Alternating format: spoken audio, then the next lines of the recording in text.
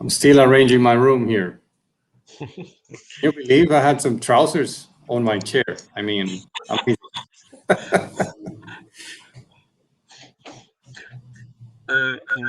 Jesus, one question is that are they students? That correct? Huh?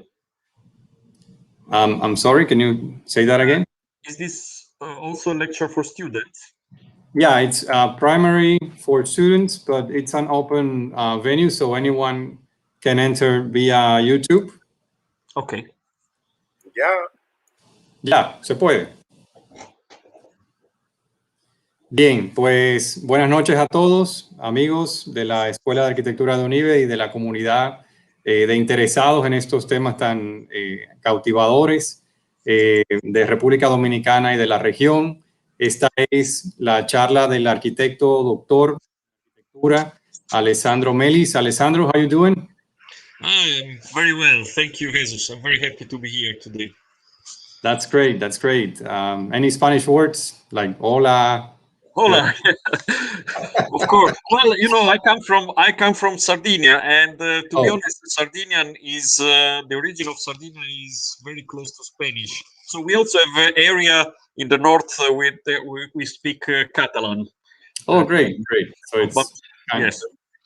So you are very familiarized with the Spanish, and your ear is quite accustomed, I guess.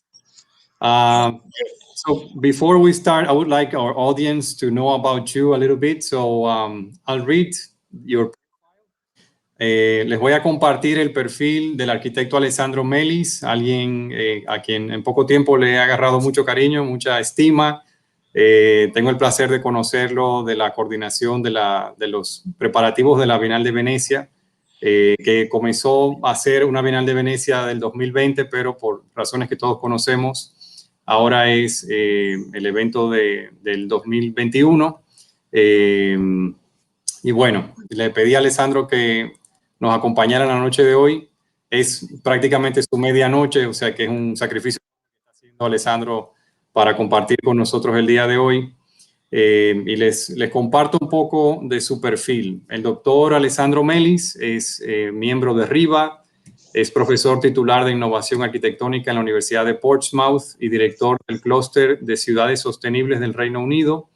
En 2019 fue designado por el ministro italiano de Patrimonio Cultural como curador del Pabellón de Italia en la 17ª Bienal Internacional de Arquitectura de Venecia 2021. En 2020 fue embajador del diseño italiano en representación del ministro de Relaciones Exteriores de Italia. Anteriormente, en la Universidad de Auckland, fue jefe del área de tecnología y director de participación de posgrados en la Escuela de Arquitectura y Planificación. En el periodo 2010-2013 ha sido director del Urban City Lab en el Instituto de Arquitectura de la Universidad de Artes Aplicadas de Viena y profesor invitado de la Fundación Foster y en Alemania. Tiene un doctorado en diseño arquitectónico de la Universidad de Florencia, ha sido miembro honorario de la Escuela de Arquitectura de Edimburgo, también ha sido invitado como disertante en la Academia de Arte de China, en la Universidad de Cambridge, en el MoMA de Nueva York, en el Instituto Italiano de Cultura en Londres y de la UNESCO en París. Es crítico invitado de UCL Bartlett, Architectural Association London, es CIART Los Ángeles, MIT Melbourne, en Berlín, en Florida International University y en New York Institute of Technology. En 1996 fundó Heliópolis 21, un estudio de arquitectura premiado con múltiples premios con sede en Italia, Alemania y el Reino Unido. El Instituto SR 1939 de la Universidad de Pisa está entre sus proyectos el Hospital Stella Maris y el Auditorio de Santa Ana, inaugurado por el presidente de la República Italiana, Sergio Mattarella.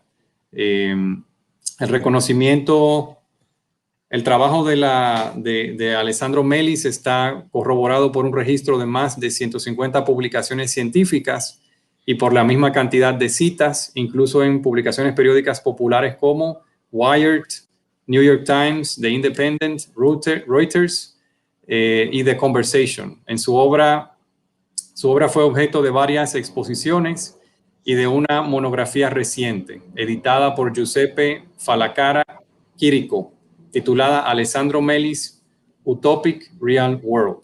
Así que, damas y caballeros, este es un poco una pincelada de quién es, del perfil de Alessandro Melis. Y antes de comenzar, también quiero informar que al final de la presentación de Alessandro tenemos la intervención de nuestra querida colega, la arquitecta Victoria de Lancer, que como urbanista y planificadora urbana va a hacer unas breves reflexiones sobre lo que nos comparta Alessandro el día de hoy. Ella le he pedido que por favor participe y sea parte de la mesa de conversaciones y nos acompaña el día de hoy desde España. Así que para Victoria también todo nuestro afecto. Y sin más preámbulo, Alessandro, the mic is all yours. Feel free to speak in English, and we'll be very interested in your thoughts today. Well, thank you very much, Jesus. Was yes, especially for the presentation. Yeah, I have to say that probably if I speak in Italian, it will be also understandable because I understood, I think, everything you said. So I think, again, the Latin origins helped in this case, but I don't want to make mistakes, so I will go for English for the moment. I'm very happy to be with you all, and also I want to thank Jesus for having me here because I think we share many interests, and especially the idea that, especially during COVID, we are all aware that we have to overcome, let's say, more how can I say, autonomous idea of architecture, and we have to overcome borders and cultural limitations. I'm telling this also because this is. Can you see the presentation? Yes, I can see it. Okay, perfect. So I would like to take the chance to do something different than what I usually do. I would like to talk about one of my interests, which is the one for radical architecture of the 60s, and in particular the interest of radical architects of the Austrian movement, which, in my opinion, has been overlooked for many years, and today, especially during crisis, it seems to me that it's becoming more and more relevant to listen to somehow marginal voices within architecture. I would like to start from a very famous exhibition that took place in the MoMA in 1965, curated by Bernard Rudowski. This exhibition, very famous, was called Architecture Without Architects. For a long period, I was not particularly keen to discuss about this because I always had the impression it was about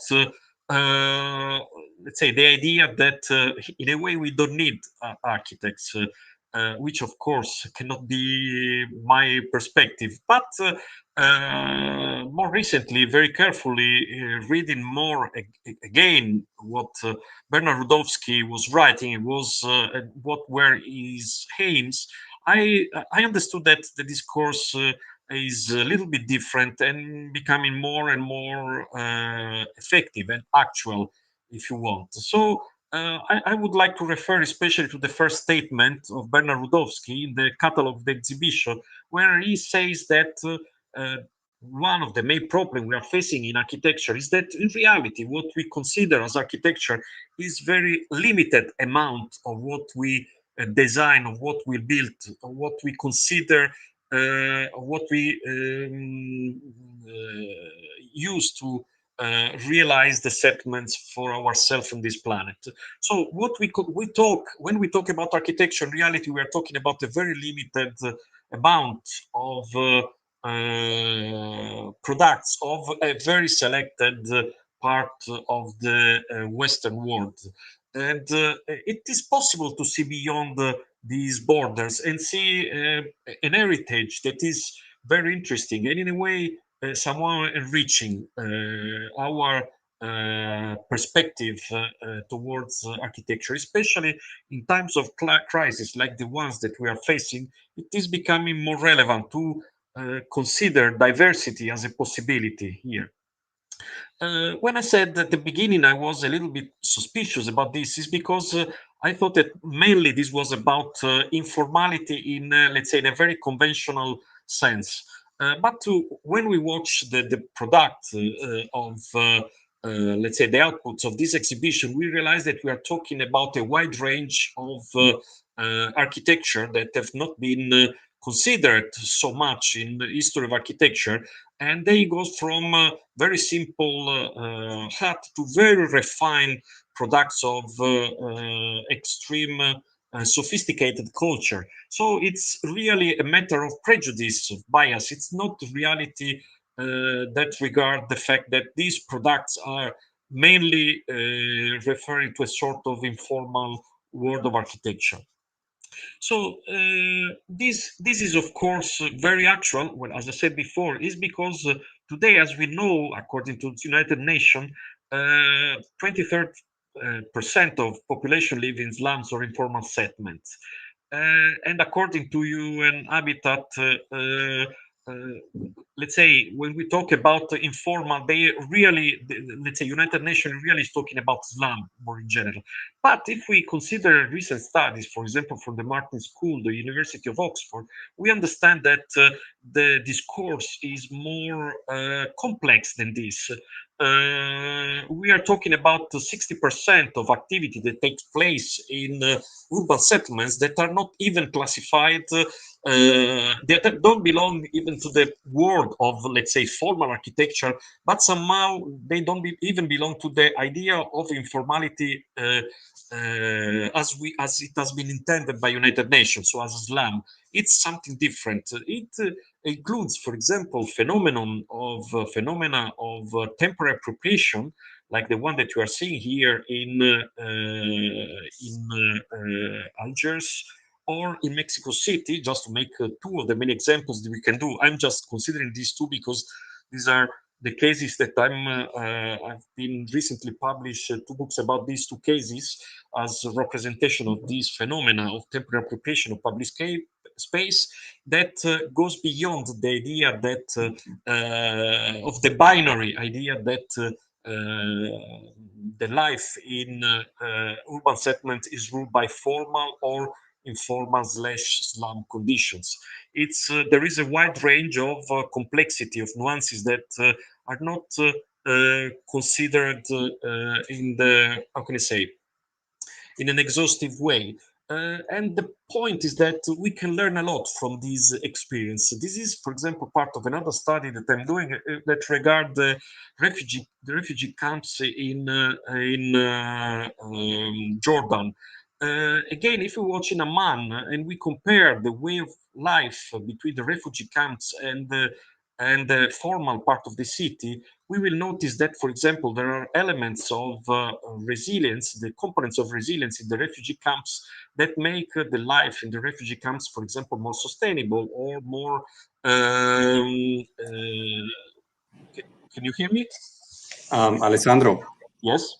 Would you please put your file into presentation mode so we can see the image a little larger? Is it possible? It's the button down at the right. You mean this Yeah, one? there.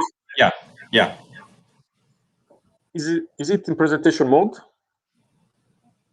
Once that button is supposed to look larger in your screen.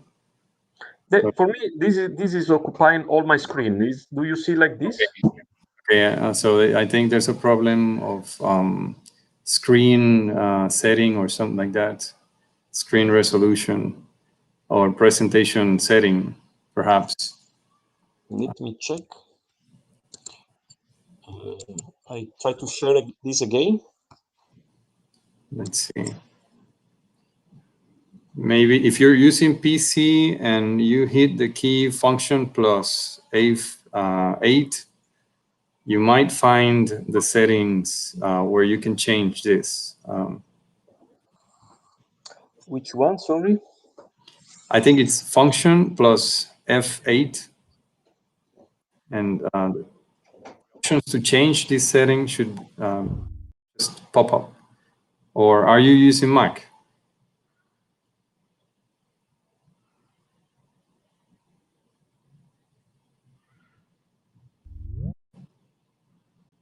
something happened. I don't know what that.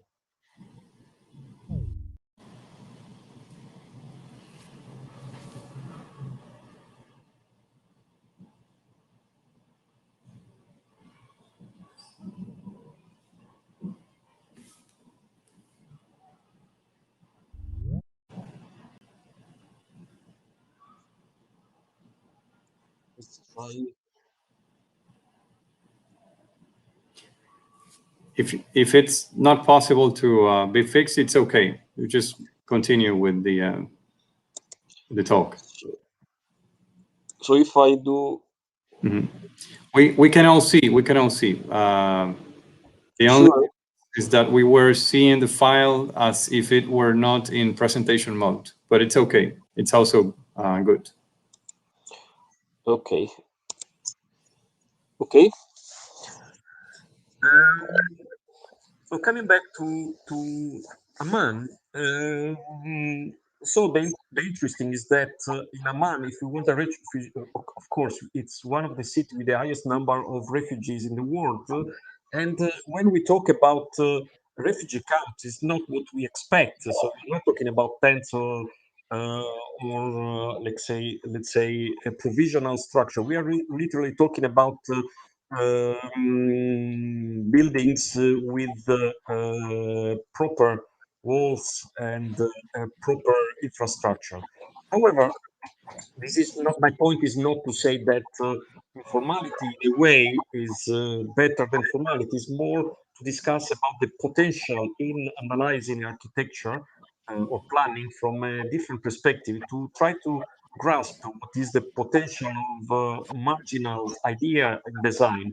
This is my interest is very much transdisciplinary in this context, and this idea of the background noise, or let's say the idea that there is something in the background that we cannot focus, but it might be more important, derives from the several experience in hard science. Let's say, for many years, for example, in physics, we have considered, let's say, the lambda of the cosmological constant as something that was an anomaly. To realize just recently that in reality, this anomaly, this element that was out of tone with the context was really a gate to a completely new universe in which marginalization was exactly the opposite side that we expected. So our universe was a marginalized part of the more extensive universe. So my question will be a little bit provocative or radical, if you want. What if, in reality, what we consider architecture today, conventional architecture, is, let's say, a minimum part of the potential that we could express. And the background noise in this case is the climate crisis, is something that we are seeing as a result of the way we have developed, we have built cities, considering that, as we know, more than 30% of CO2 emission depends on the way we built within the city. And if we consider beyond this the 30% of transportation, which, according to the studies that we have done in the Cluster for Sustainable City, mostly depend on the way we have interpreted the transportation within the city. So there are several possibilities to reduce this amount of emission. Plus, if we consider the life cycle of the construction, we have to add to this amount, is 30 plus 30%, another amount that is related to industry.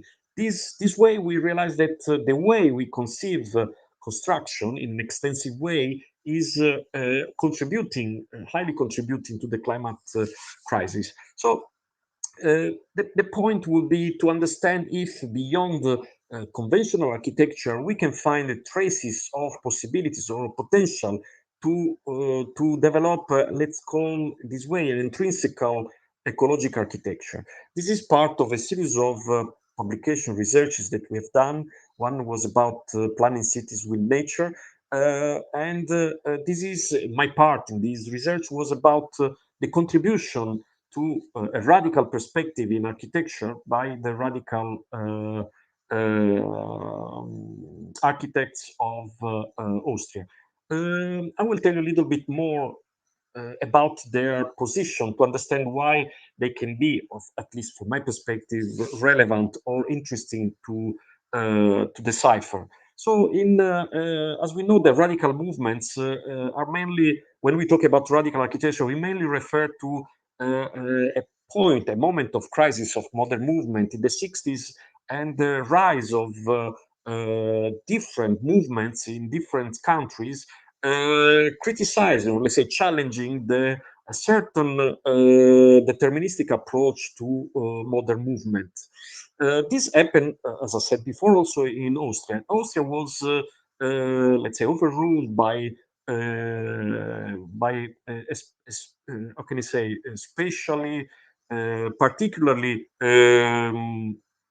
technocratic, modern approach to architecture, led by a group called architecture practice called Arbeitgruppe 4. These, again, as I said before, this group of young architects, led by Hans Solheim, start questioning the possibility that architecture was, in a way, limited to the functionalistic perspective, as described by the Arbeit 4. What is considered also beyond the Austrian movements a sort of manifesto of all radical architecture is exactly the publication of a manifesto which is called Alles ist Architektur, everything is architecture, that it was representing the moment in which the radical architects took possession of the very prestigious architectural magazine called Bau, that was dominated by the culture of modern movement until now, and they start challenging the idea of determinism, or reductionism. This is what they thought of modern movement, trying to embrace a series of inspirations from different fields.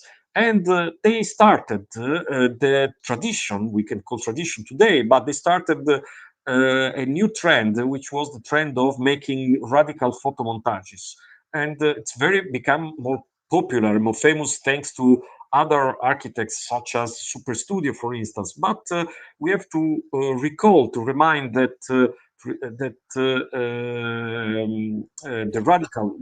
the main idea of this kind of approach was proposed especially by Hans Solheim. What it's particularly interesting in these photomontages is that, of course, as you can see, you see the contextualized object coming from different fields out of architecture. Very famous is the air carrier in land, cultivated land by Hans Solheim, or this construction with. Sorry. Alessandro, sorry. I'm sorry to interrupt you, but we cannot see the slides as you change them. You cannot see? Yeah, we cannot see the slide changing when you pass from one subject to the other. I'm so sorry. No worries, please. Let's. So you don't see. You see always the same slides. Yeah, yeah. Can you try that button on top left? Yes, I'm doing. Yes, I'm using the one. Maybe I can try with the PowerPoint. Maybe it's better. Sorry, PDF instead of the PowerPoint. Okay, let's try PDF then. Thank you very much, Alessandro. Oh, sorry for this. Oh, it's okay. It's good. It's good. So you didn't see any images? Well, we couldn't see the image change. So you see the same image all the time? Yeah, we were seeing the same image. Okay. It's good. It's good. We're was a little bit weird for you then. It's cool. Okay. This is a live event. Okay. View full screen mode. Can you see? No, sorry, I have to share.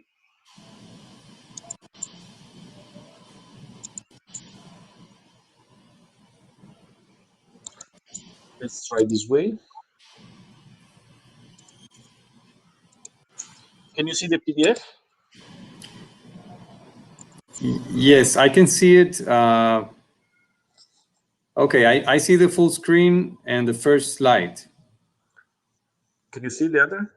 Yes, I saw the change. Yes, it's working. It's working. That's the way. So you can't see any of these slides, right? Yeah, we couldn't see any changes. I'm so sorry. Oh, sorry for you. That probably can- my presentation made no sense. Okay. No, no, we were listening. Okay, thank you. So now you can see. So this is the slide of the catalog of Bernard Rudowski. So now you can see this, right?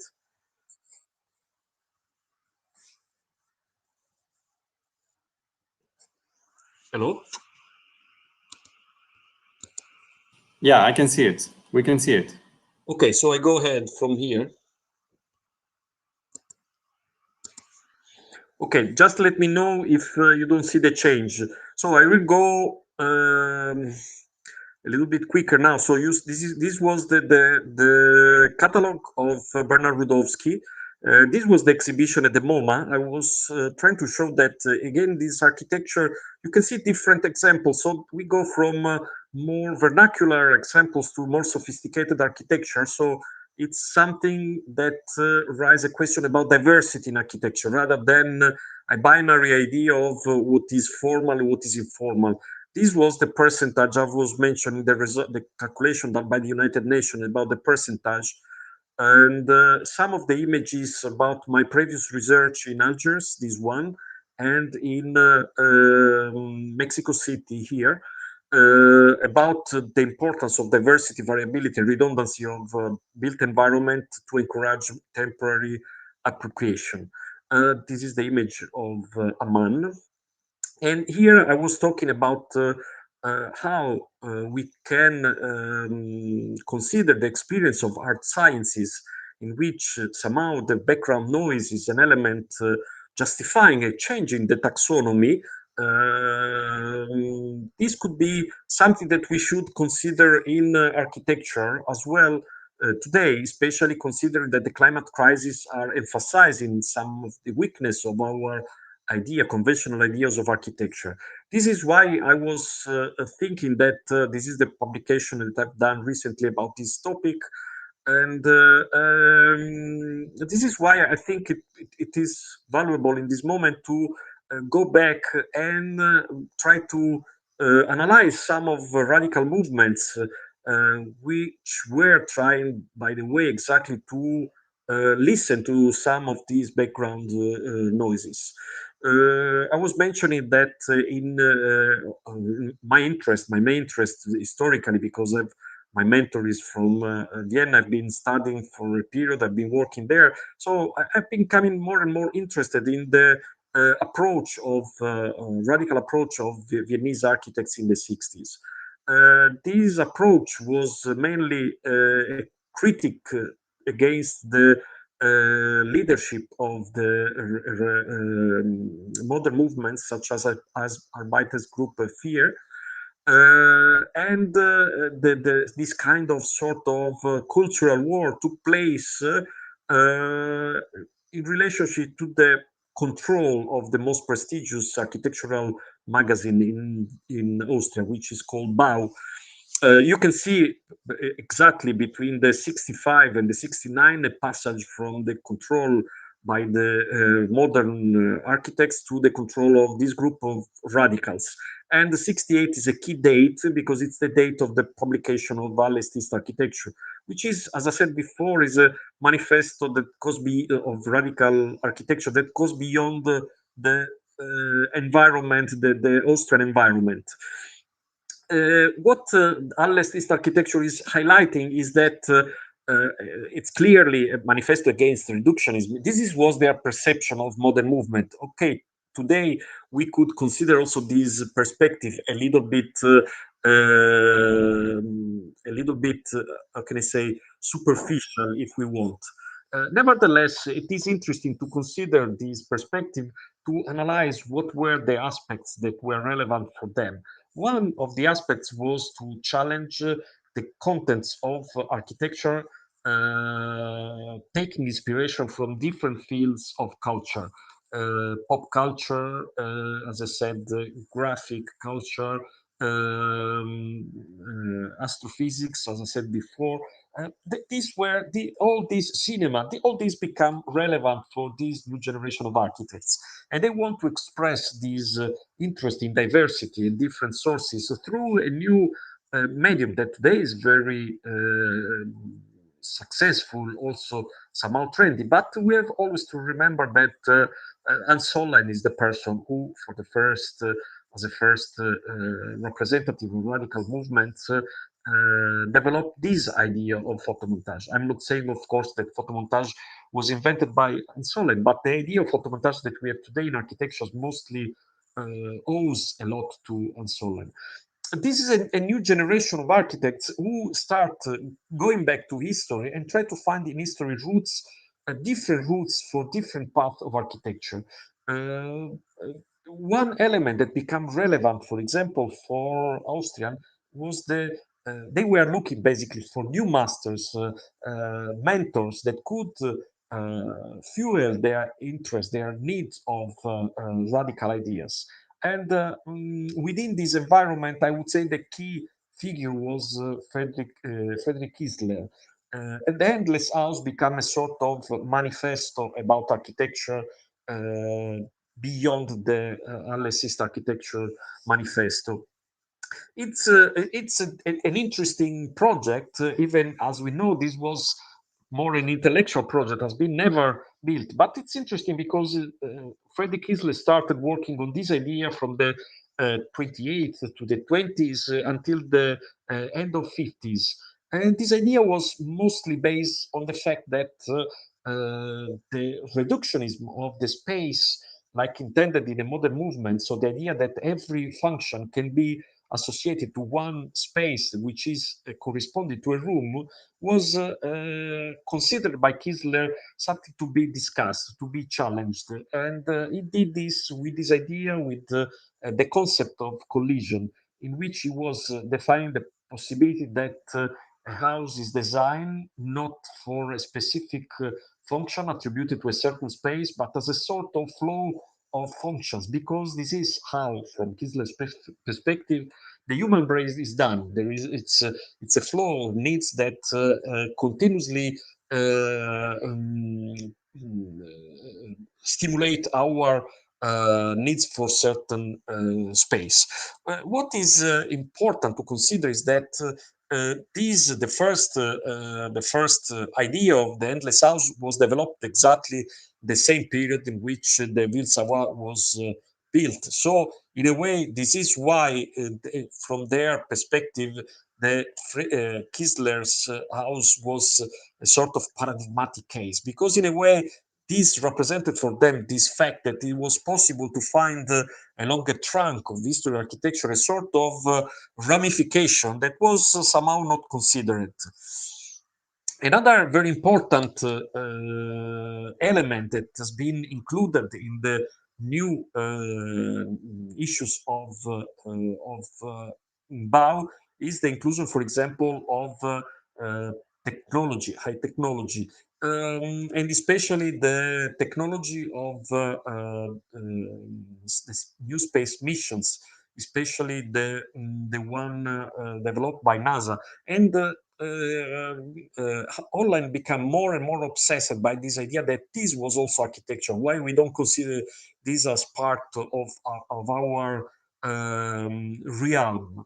On the other hand, we have to consider that on the side, together with online, another figure become very relevant for the process, the continuation of developing on radical architecture. His name was Raymond Abram. Abram had a similar, developed similar ideas, but he was less interested in technology. He was more interested in the idea of in the concept of the arche, intending as arche a metaphysical absence of architecture, which is very ancient but not related to time in the conventional way. Raymond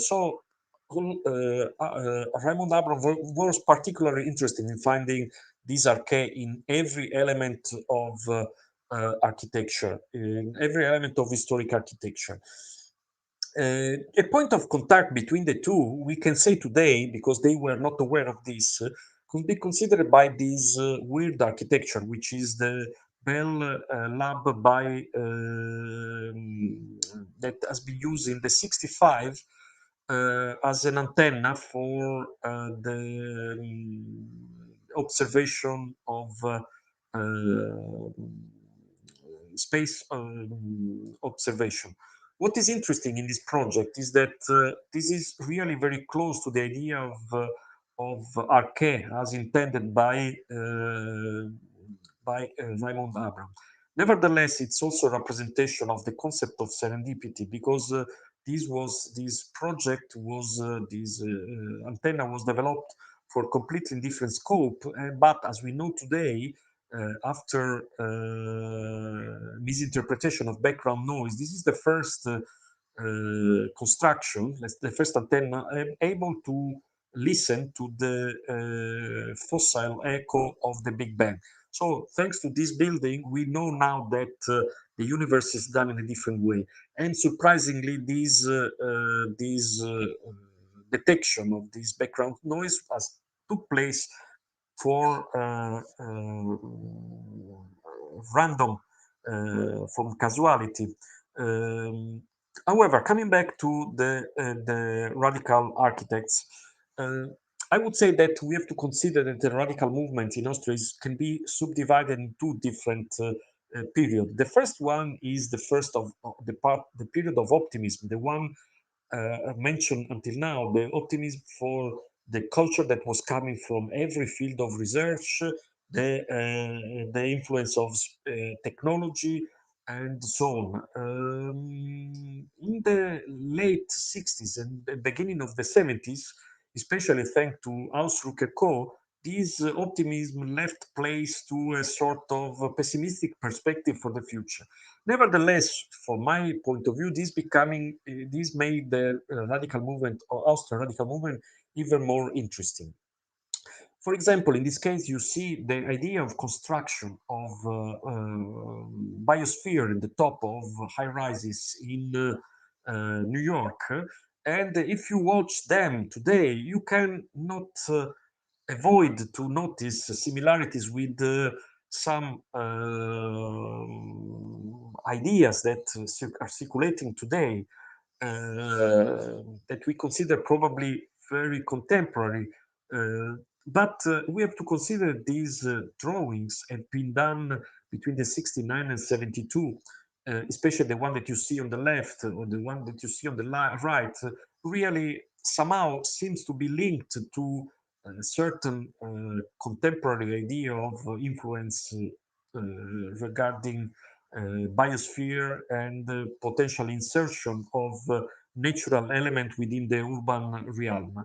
I had the chance to talk with Gunther Zamp-Kelp about this, and I told him where this was coming. How did you develop this idea? He said, "Well, it's very simple. We have been very impressed by the publication of the Club of Rome report about the limitation of the resources in the planet.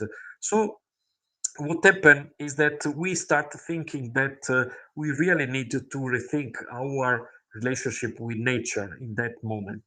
But nobody really listened to us. And somehow we stopped doing these things that were considered somehow weird attempt to renovate an architectural discourse. And I find this reflection quite surprising, because we know that the first representation of description of sustainability took place in this 87, and until today there is a lot of discussion about, let's say, many deniers are challenging the needs of a new approach to architecture. However, this is not much of this period has been inherited by the newer generation, like Copim and Blau, who prefer to move their interest from radical design to the constructivism, as we know. Here I want to show you some examples of architecture belonging to other architects of the movement. On the left, you see the project Vulcania by and Solheim, in which you see a very, how can I say, intriguing relationship with the underground, the tectonic idea of architectural representation. It's very much related to experience of Abraham about the arche. Maybe we have the chance to discuss this a little bit more. On the right side, we have two examples of design done by Gunther Domenig. The top one is particularly relevant from my perspective because somehow represents, well, this is considered by the current most famous, most relevant critics from Austria, like Gunther Feuerstein, as the first example of three-dimensional parametric and metal facade. And of course, this has been done in the 73, so it's nothing to do with the idea of computational parametricism that we know today. Nevertheless, also in this case, we can perceive the idea of parametricism in this concept of repetition of a cell that modify is configuration according to the part to the characteristics of the building. This was more related to the interest by the architects of Austrian movement in biology, and especially in the evolutionary biology. Here we can see the internal part of the Z bank. This project was very difficult for Gunther Domenig because the reaction was so how can I say, unexpected. This building is somehow something isolated in the history of architecture, considered by some critics as a sort of spaceship landing in Vienna, by others just something which has no sense, and obliged Domenig to conclude his experience in Vienna and isolate himself in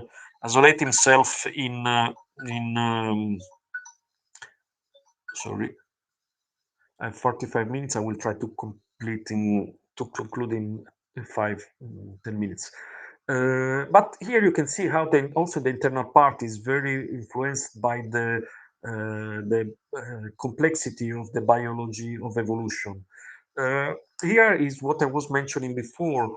The research on the archaea obliged Raymond Abraham to go and try to look for new form of architecture beyond history, beyond the current history. I'm particularly fond of this example because somehow at the beginning I didn't know why, but Abraham became obsessed by the architecture of Bronze Age, and particularly by this model of temple. It's called the Water Temple in Sardinia. So for me, that I'm Sardinia, I was surprising to know that this structure had kind of stimulated kind of interest by this the generation of architects that by coincidence were the architects I was more I was paying my main attention. So the interest of Abraham in this building is because it represents, as I said before, an archetype, something that goes beyond the development of architecture, as he was convinced that there is something in our brain that can be expressed in different way, but doesn't change during time. The other aspect of fascination by this structure is that it was going exactly beyond the idea of the modern reductionism as they were intending this. Because this building was at the same time a temple, a water tank, a place where you go to have to experience a good climatic condition when the outside is too hot. So in a way, what Abraham was trying to say is that it's the functionality of our brain, the functionality as intended is in modern movement was a misinterpretation. Everything is a continuous flow of needs, and every structure need to be used for different things.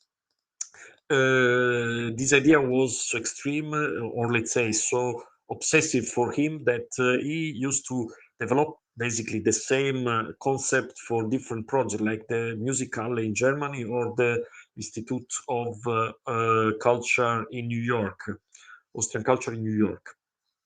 This concept of this idea of relationship between architecture and biology is very can I say, it's very common also in other field of research. For me, it's very relevant to consider that also in Italy we had a representative of architecture that is being overlooked by the mainstream of design, that become a sort of hero of organic architecture for Italian architects. His name is Giovanni Michelucci, and his idea of variable architecture is becoming more and more relevant today for us today. This to conclude, I would like to highlight a couple of elements. So this research for me become particularly relevant because watching back into history of architecture, there are some reflection coming from the Austrian architects that are more and more relevant, especially if we watch them in the evolutionary biology perspective. What I'm trying to say is that the variability, the diversity of and the redundancy of certain architecture, as we know today, and sometimes we didn't have the possibility to understand them completely. This architecture can be somehow reconnected to a concept that has been developed in evolutionary biology between the 80s and the 2000s. I'm talking about the so-called revolution of exaptation by Stephen Jay Gould and Elizabeth Vrba. Exaptation means that we realize in that moment that not architecture, sorry, the natural selection is operating, since it is operating in economics, is particularly focusing not on the development of organisms through deterministic approaches, but it is especially relying on non-deterministic approaches. This is what we call exaptation, which is in combination with adaptation, can describe how organism develops during time. What I'm trying to say is that you can see here in this diagram is that the research in evolutionary biology and considering the heuristic value of this research in architecture in light of the research of the radicals can highlight how maybe there is more to discuss about how we design. So deterministic approach, according to evolutionary biology, is the fact that we define a scenario and we design certain uses according to that scenario, and these uses can be fulfilled through certain structure that we design in a certain way. So basically, this is what it's called adaptation in evolutionary biology, and I find this very similar to what we call design today. What we have discovered is that in the majority of the cases, nature doesn't operate in that way, but operates exactly in the opposite way. So since it's impossible most of the times to understand or to foresee a scenario before it takes place, nature provides structure with level of diversity, redundancy, variability in order to be co-opted functionally in case a certain unexpected scenario takes place. So in a way, this is a completely different way to intend design in a non-deterministic way. So it's more important, according to biology, evolutionary biology, not to be sure that the scenario we are designing for the future is correct, because this most of the case not possible. But it's more important to provide structure, design structure, to have enough element of redundancy, diversity, variability in order to be able to fulfill uses that we cannot expect or foresee today. The last image, if I can find it, these are my drawings that are a little bit influenced by this perspective and my project.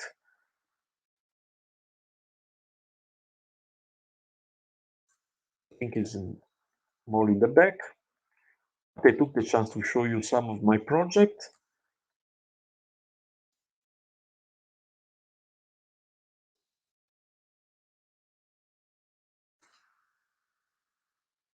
Sorry, it was here. So my final image that for me is very important is the one that you see on the top right. This is the internal view of the Church of San Marco in Venice. So what I find interesting is that even if we know nothing about this non-deterministic approach that has been studied for many years today in biology of evolution, interestingly enough, Stephen Jay Gould, the major representative of this revolution of biology taxonomy, have used architecture to describe this phenomenon. So the name that they attribute to this structure that are variable and diverse enough to be used in contexts that are not predictable is spandrel. Spandrel, as we know, pennacchio, is the structure that support the dome. The reason why they're using this term is because Stephen Jay Gould, when he entered the Church of San Marco for the first time, was fascinated by the mosaic, the quality, the beautiness of this mosaic. And so he said, from a non-expert in architecture, it's almost impossible to understand that the first use of this structure is to support the dome, because you have the impression that they are there just because they need to be beautiful. They need to be decorated in that way. So this is what they use to describe, this is the way they use to describe what is a spandrel to their student. So I would like to conclude with this. It seems that it's becoming more and more important today in the period of climate crisis, like the one that we are facing, to pay attention to these anomalies also in the history of architecture, and maybe to discover in them possibilities, alternative way to design that in a way that could be more intrinsically ecological and respond better to the future challenges. Another reflection is that it becoming more and more relevant also to focus in transdisciplinary research, because it's somehow disappointing that a research so important in biology of evolution that took architecture as a primary reference to be expressed, it's unknown in architecture, especially if we consider the heuristic value of this research in architecture itself, in understanding how non-deterministic approaches can be resilient. Thank you. Alessandro, how interesting it has been to hear you and to be able to learn from your experience as a specialist in Utopias. And I have some thoughts on your very interesting lecture today. I've always had this impression that Utopias are our way, if I may, to remember the future. It's an attempt to remember the future. And then we realize that this memory of the future is appropriate or it just isn't within time. I could see the traces of the work of Koop Himmenblau in the perspectives that you were showing on the Austrian school, and then you talked about Koop Himmenblau and Wolf Briggs, and it was pretty traceable, and they were kind of reflecting with their proposals on a perception of a future dystopic world. At least it's what you can sense out of these very, very powerful images, embedded with lots of drama. But then a couple of decades earlier, we could see other renders of the future by Filippo Marinetti and Sant'Elia, which were pretty much idealistic and fulfilled with high expectations. You were talking about metaphysics, and I really loved it because I am a Socratic myself. I believe ideals guide decisions in a very, very wide spectrum of actions in the human psyche.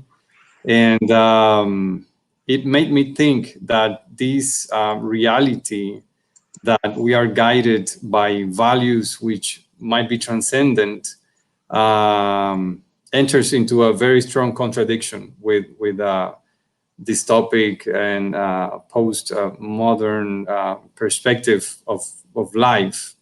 And nonetheless, the idea of centralized human structure has to be questioned, of course, and these are very, very powerful and useful attempts to question the centralization of human structures. I really liked also your thoughts on deterministic and non-deterministic approaches to composition, extrapolating these notions from biology. And it makes me think, if we are studying causes for everything, how is it that something could be non-deterministic? It's an epistemological question that could elicit some further conversations. I have together with me a very special colleague. Her name is Victoria de Lancer. She is professor of urbanism in the School of Architecture in UNIBE. And she has joined us. I asked her to join us to provide us some thoughts and comments on your work too. Victoria, ¿cómo estás? ¿Me escuchan? ¿Puedes hablar para nuestra audiencia en español para que todos te podamos comprender? Ok, ¿me escuchan bien? Sí, se oye muy bien. Ok, bueno, buenas noches. En mi caso, muchísimas gracias al profesor Melis. Ha sido una intervención muy interesante. Y bueno, podría hacer la intervención también en inglés. No sé si lo puedo, o sea, si lo prefieren en inglés o en español, si me entiende perfectamente o no. Como tú prefieres. Quizás para nuestra audiencia es mejor en español, pero como tú te sientas más cómodo. Ok, la hago en español entonces. Ha sido una ponencia muy interesante porque ha puesto sobre el tapete temas como la formalidad o la informalidad en cuanto a la ciudad. Y todo esto tan interesante que se está tratando desde hace tanto tiempo de la crisis climática y cómo se ha venido usando eso como tópico en la arquitectura, ¿no? Y el tema de la diversidad y cómo esto se ve reflejado en la ciudad. Entonces, bueno, la arquitectura. Entonces, yo llevándolo a mi campo, al campo del urbanismo, me parece interesante como recuperar un poco esas ideas utópicas en su momento, que si la vemos ahora siguen pareciendo bastante utópicas, y sumándolas al tema de la idea de la naturaleza de cómo la ciudad y la arquitectura debe responder a ese entorno, y sumado el tema de la crisis climática, y además con el tema de la pandemia, que podría cogerse de cada elemento de lo que has planteado en tu intervención como aprendizaje para aplicarlo en el futuro. Es decir, hemos visto todo esto a lo largo del tiempo, se han aplicado ciertas cosas, pero se ha demostrado con la pandemia que muchas de estas no han funcionado, las que sí se han llevado a cabo. Entonces, de estas ideas utópicas y de las que sí se han realizado, ¿qué crees que deberíamos aprender para empezar a aplicar no tanto la arquitectura individualmente, sino la arquitectura en su conjunto y verlo reflejado en la ciudad? Alessandro, what could she's wondering what do you think we could learn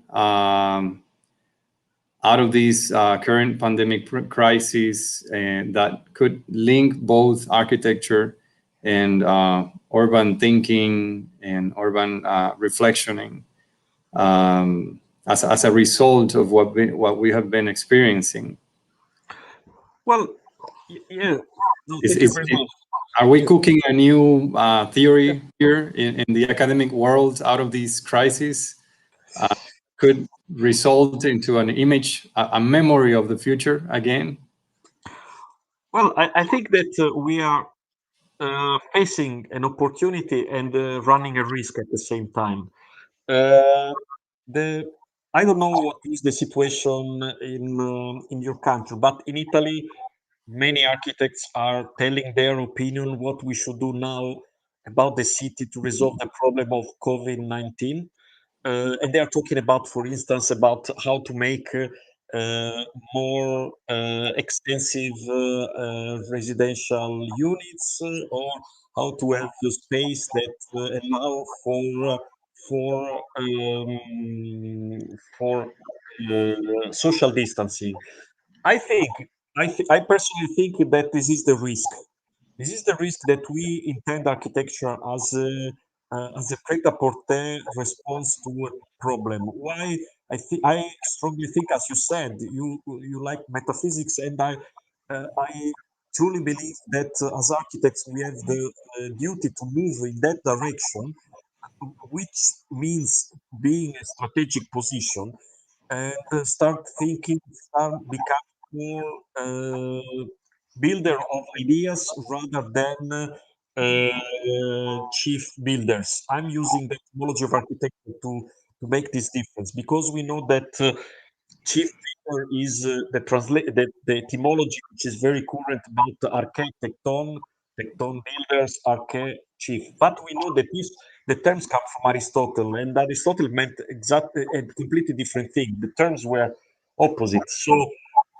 So arche means idea, and tecton means building ideas. So what I'm trying to say is that we are obliged to be utopistic and strategists in our work.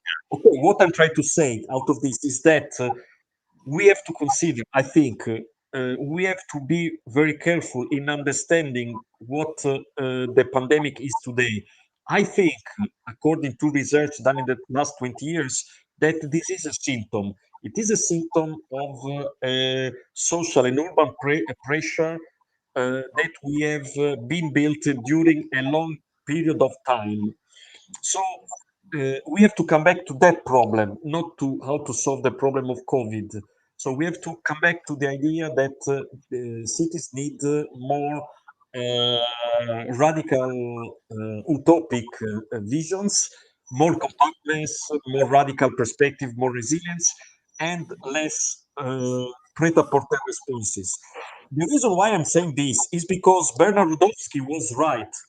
we are facing and we are discussing today COVID only because we have a prejudice against culture, different cultures, because Ebola, West Nile virus, the dengue fever were already telling us that this was going to happen. We didn't care. And and even more, we thought that since Ebola was taking place in the sub-Saharan area, it was probably taking place because they didn't have efficient infrastructure. Now we know that this was not the point, but we need to be sure that we discuss architecture in a strategic perspective. So there is a problem about architecture today, about the cities, that is more related to the overall, to the paradigm of the city, rather than to the response how these cities can change to respond to COVID. So in this way, I agree with you. We need. I agree with your interpretation of what I said.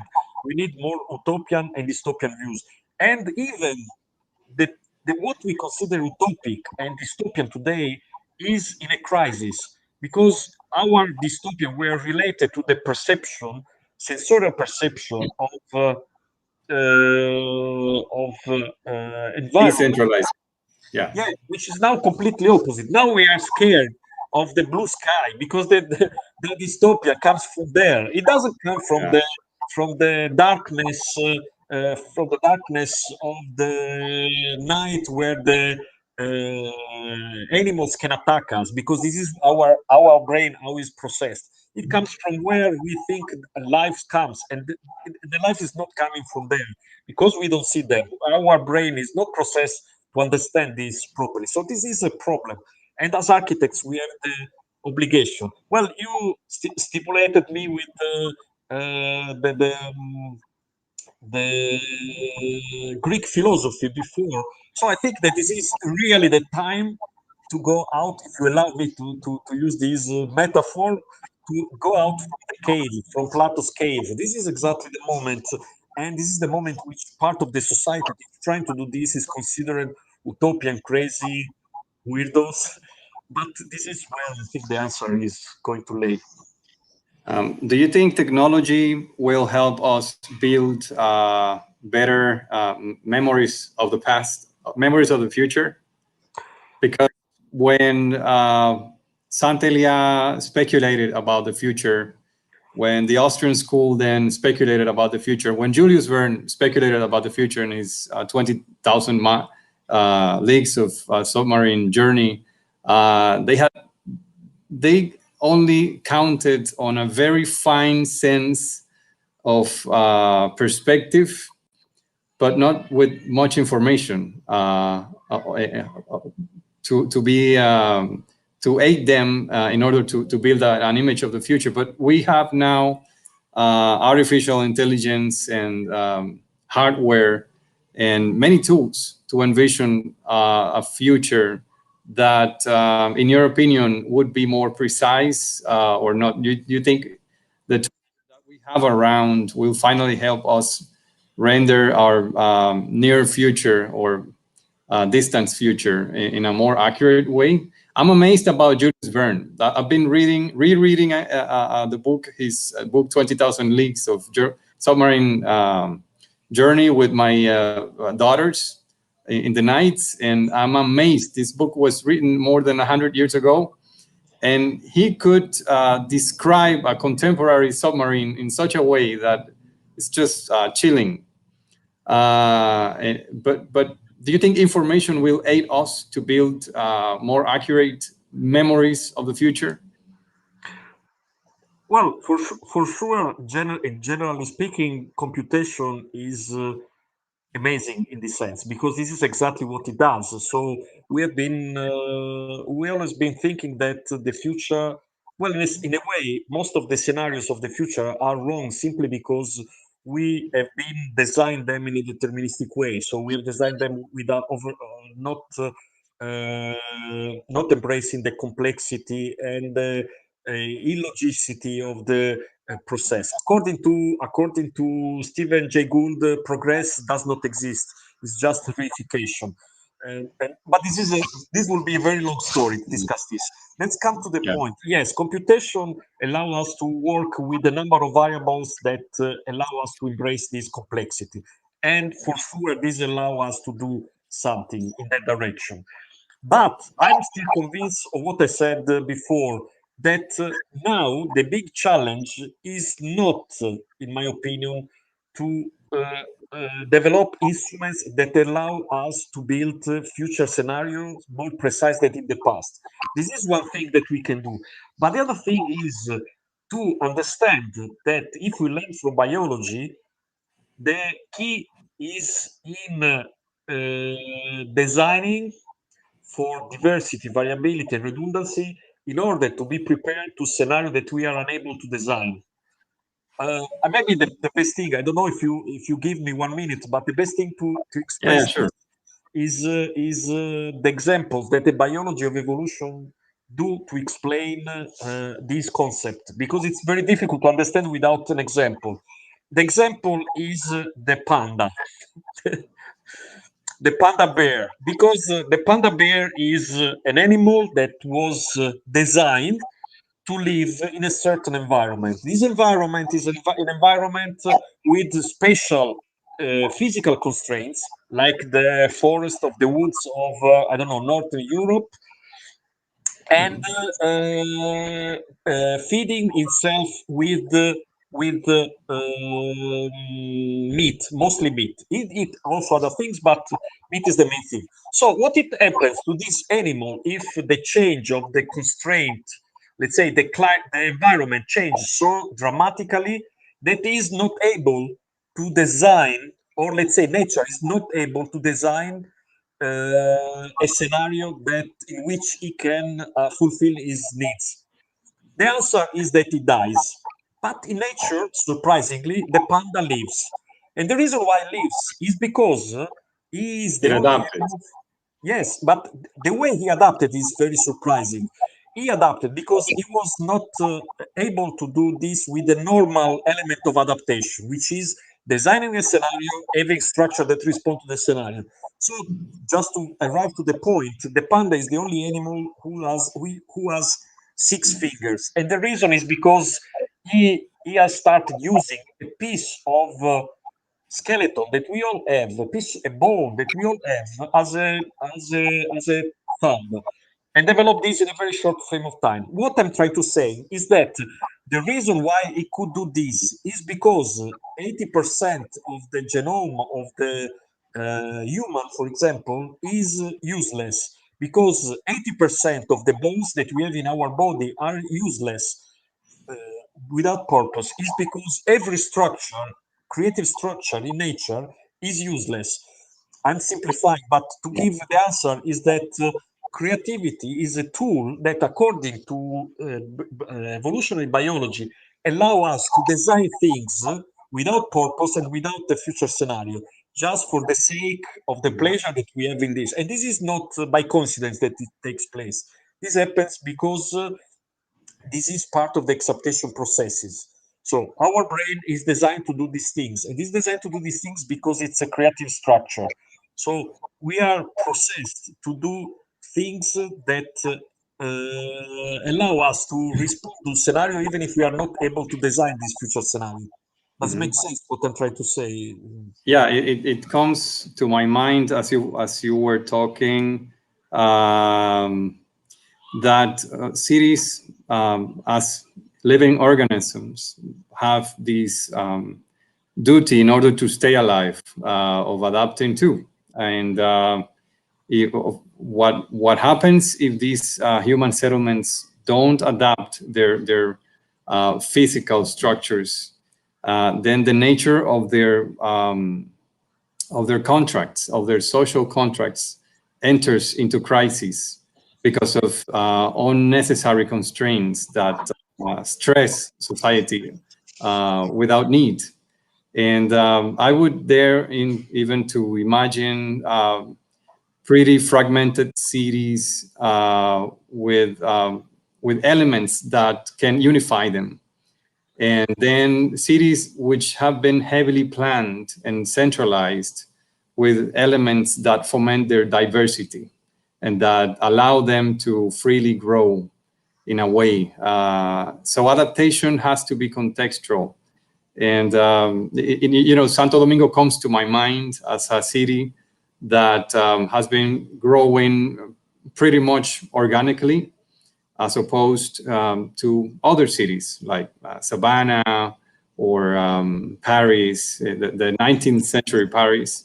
And it comes to my mind that adapting has to do with providing these settlements with what they don't have, as to be able to coexist into balance. And I don't know, Victoria, if you have any comments on this.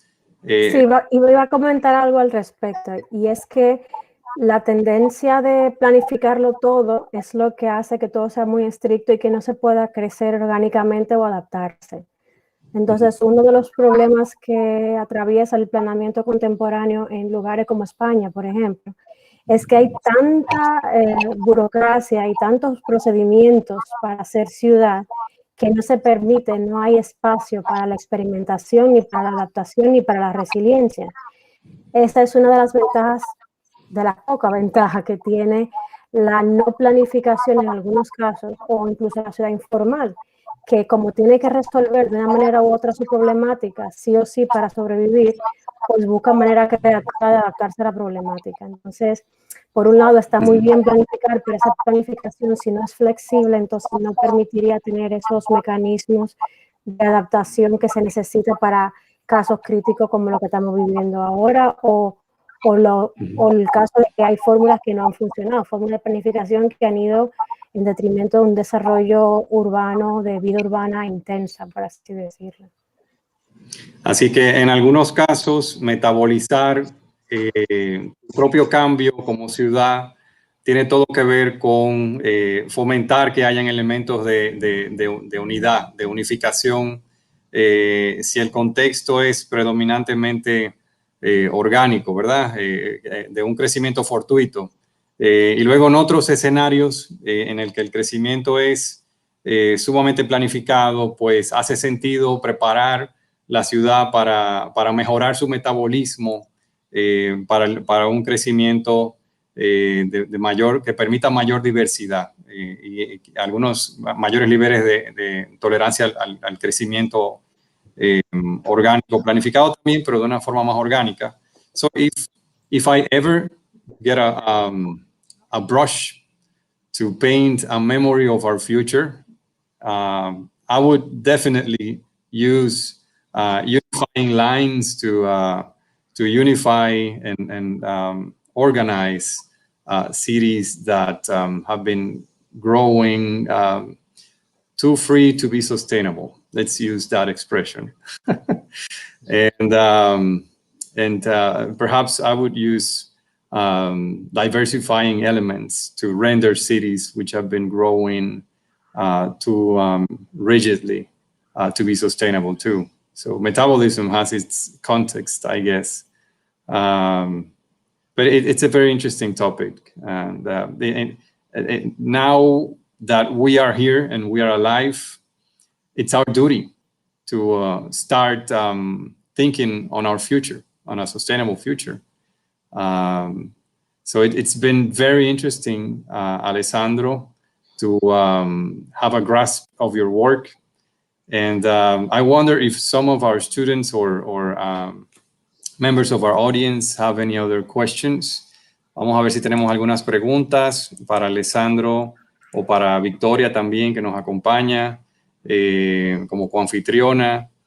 Dice aquí, bueno, mucha gente disfrutando la charla. Alex Martínez, nuestro colega, dice que es un verdadero lujo.